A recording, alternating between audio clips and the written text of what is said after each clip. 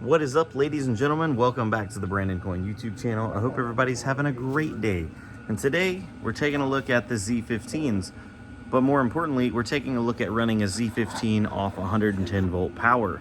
So as you guys know, a lot of these big antminers need big 240 volt power. These Z15s, for example, to run at full hash rate, they need 240 volt power, or you have to split it up and do something funky and run different power supplies. But these power supplies do accept 110 volt power, but they don't produce enough wattage to run the full Z15. Now, if you don't know what a Z15 is, it's an antminer that mines Equihash algorithm, and we'll go over profitability and stuff like that once we get back to the computer. Now let me flip this around and show you how I'm running this bad boy. All right, so I got it over on the bench here, and these come with the APW7, which is rated at, I believe, 1800 watts, but that's only when it's plugged into 240 volt. When you plug it into 110 volt, which it will run on, it's only rated at 1100 watts. The problem is these Z15 miners run at right around 1500 watts. So that's 3 hash boards, right around 500 watts a piece. So that means 3 of these is definitely more than that can put out if you plug it into 110 volt. Now you can plug it into 110 volt and it will run for a little while, but it will eventually either hurt your hardware or hurt the power supply. Ask me how I know.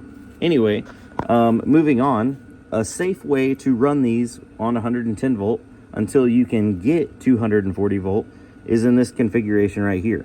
So unplug the power to one of the hash boards, 1, 2, 3, all 3 of the power plugs, and then unplug the data wire. That's the data wire right there. So you just leave 2 data wires plugged into 2 hash boards with the 3 6-pin power cables on each hash board. So you're going to have 6 power plugs plugged in, and then 2 data wires, and then your last power plug for the control board. So I guess 7 total power plugs, 2 data wires, and then you're good to go. You just plug it in, make sure you got Ethernet, and it'll fire up, and it'll run at 2/3 of the power, but it'll also only earn or hash at 2/3 of the hash rate. So I'll go over to the computer and show you what the profitability looks like on that. It doesn't lose or gain efficiency by unplugging a board. You're just literally cutting off a section of the hash rate. But running them on 110 volt still can be profitable, especially considering what kind of power rate you have. I am using this unit specifically to help keep a little heat in my garage area because I do have a cat out here and I don't want him to be 100% freezing all the time. So this bad boy burning right at 1000 watts puts off, it's a little space heater. So anyway, let's jump on the computer and look at the profitability. All right, guys, so normally a full hash rate Z15 does 420 kilohash at 1500 watts. And over here on what to mine, the most profitable one to mine right now is actually Hush.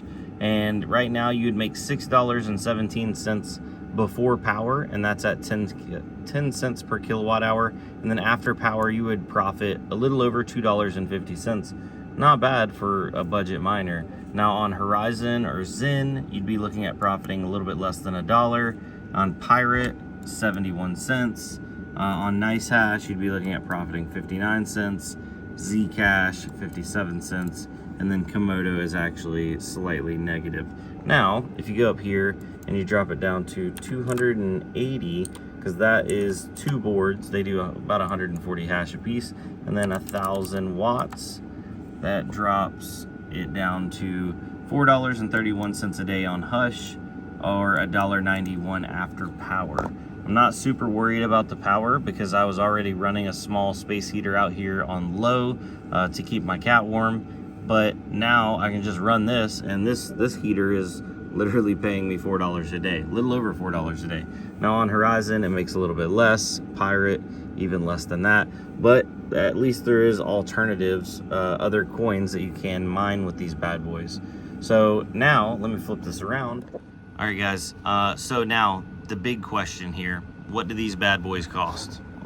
Are they reasonably priced? If you go over to eBay, they're, anywhere from $500, $550, $600, $800, and so on. But I do have a web store, so shout out to myself. A little bit of shameless self-promotion here. If you want to go over to bc-bc.com, the link will be down below in the description. We do have quite a few of these units available, and they are $4.99. So that includes the power supply, and that is set up so you can run them on 110 or 240 volt, as long as you followed this guide and you unplug one of the hash boards to run on 110. Don't go and buy this unit and run all 3 hash boards on 110. Just because it can do it for a short period of time doesn't mean you should do it. So yeah, ladies and gentlemen. Now, the big thing here is comparing it to graphics cards. So let's call it a $500 miner. There's no $500 graphics card that's gonna make almost $2 a day profit right now on 110. And if you run it at full hash, what was that? On full hash rate, over $2.50 a day profit.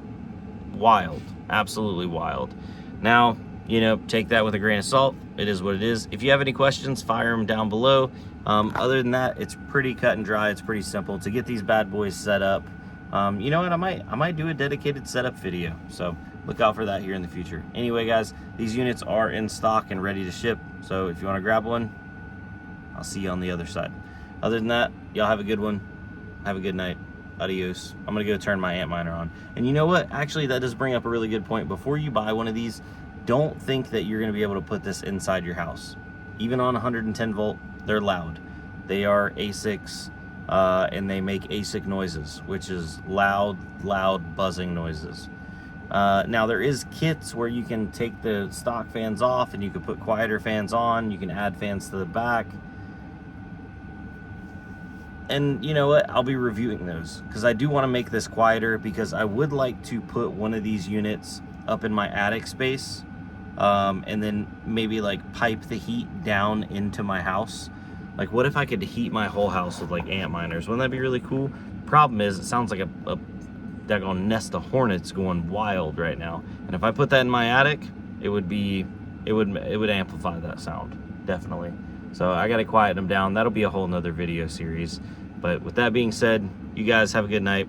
I'll see you on the flip side. Adios.